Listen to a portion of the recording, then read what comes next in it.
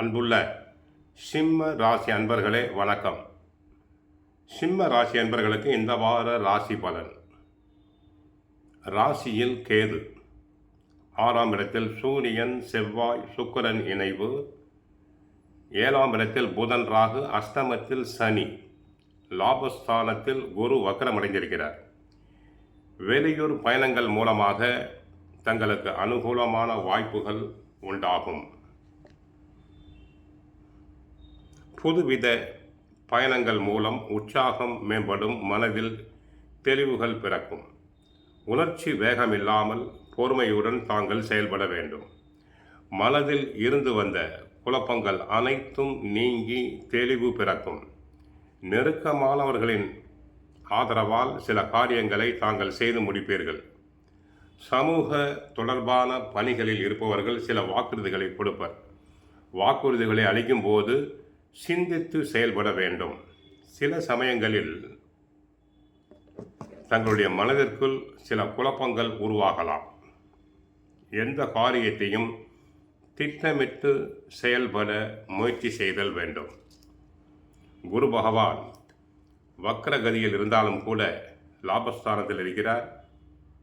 வருமானம் அதிகரிக்கும், பண பற்றாக்குறை நீங்கும், கொடுக்கல் வாங்கல் சீராகும்.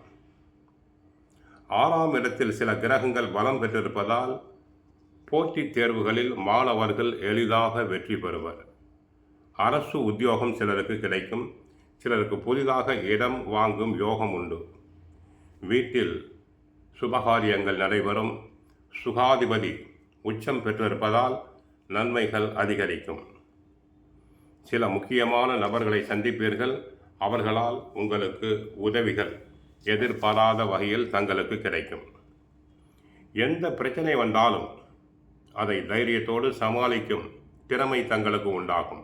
ஏனென்றால் ராசிநாதன் சூரியன் 6இல் பலம் பெற்றிருக்கிறார். புதிய தொழில் தொடங்கும் முயற்சி வெற்றி பெறும். வேலை தேடுபவர்களுக்கு நல்ல வேலை கிடைக்கலாம்.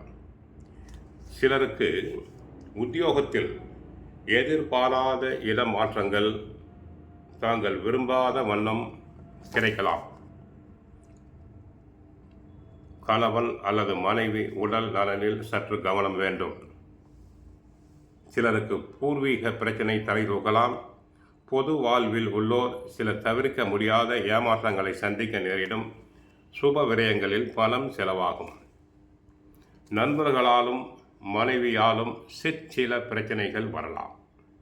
அஷ்டமத்து சனி என்பதை மறத்தல் வேண்டாம். ஜூன் மாதம் 2ஆம் தேதி வரை பொறுமையாக இருத்தல் வேண்டும்.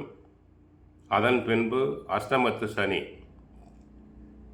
உடைய கெடுதலான பார்வையை குரு பகவான் கட்டுப்படுத்துவார். கோயிலுக்கு சென்றால் சிவபெருமானை வழிபடுங்கள். வாழ்க வளமுடன், மங்களம் உண்டாகட்டும்.